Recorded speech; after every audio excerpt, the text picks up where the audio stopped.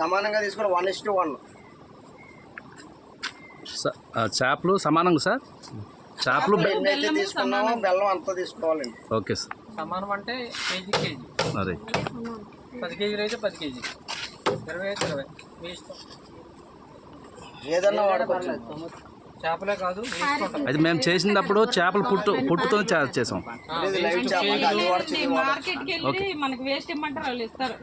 Waste పక్కన పెడతారు కదా, వేస్ట్ కూడా మనం ముందుగా బెల్లం పొడి అయింది, దాంట్లో కొద్దిగా అదే అది ముందు అంటే తడి బెల్లం కాబట్టి అవుతలేదు. అది పొడి బెల్లం పొడి కొంటే అవుతుంది. అది అలా పలచగా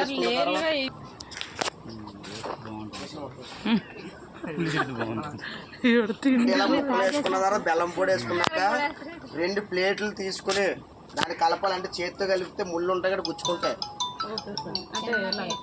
చిన్న పల్లెలు ఉంటాయి కదా, చిన్న ప్లేట్లు ఉంటాయి కదా, ఇలా కలుపుకోవాలి.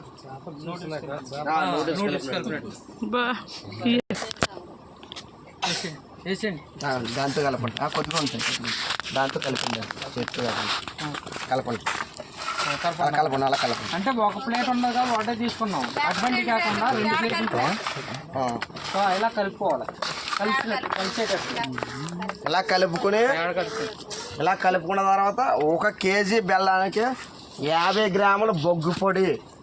50 గ్రాముల బొగ్గు పొడి, బూడిది కాదు, బొగ్గు పొడి. బొగ్గు ఉంటుంది కదా, బొగ్గు పొడి. బొగ్గు పొడి 50 గ్రాములు చెప్తా.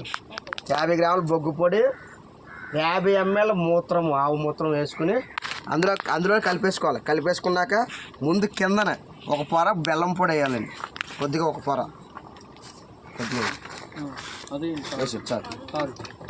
వేసిన తర్వాత బాగా కలుపుకున్న దాన్ని ఇందులో వేసుకోవాలండి. డబ్బా ఉంటే తీసుకురండి, లేకపోతే లేదు.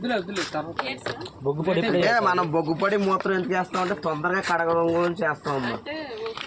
అంటే కొన్ని పురుగు రాదు. అంటే ఇందాక మీకు మామూలుగా దాన్ని మూత పెట్టకపోవడం వల్ల, కర్ర కలిపేటప్పుడు దాన్ని శుభ్రం చేయకపోవడం వల్ల పురుగు వస్తుంది. బొగ్గు పొడి వేసినంత మాత్రం మూత్రం ఏగ రాకుండా ఉండడం అన్నారు. పొర కింద బెల్లం పొడి వేసుకోవాలి. మళ్ళీ 5 పొర కింద వేసుకున్నాక దాన్ని ప్రతిరోజు కూడా కర్రతో కలపాలి.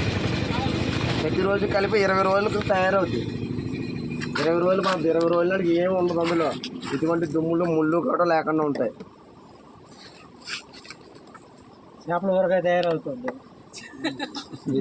పంటల కోసం, మన కోసం కాదు, దయచేసి తినకండి. అదే 100 లీటర్ల నీటికి 250 ml వేసుకుంటే స్ప్రే చేసుకుంటే సరిపోద్దండి. పావు లీటర్ 100 లీటర్ల నీటికి. ఉపయోగాలు మొక్క నాణ్యత గ్రోత్ ప్రమోటర్ అండి ఇది.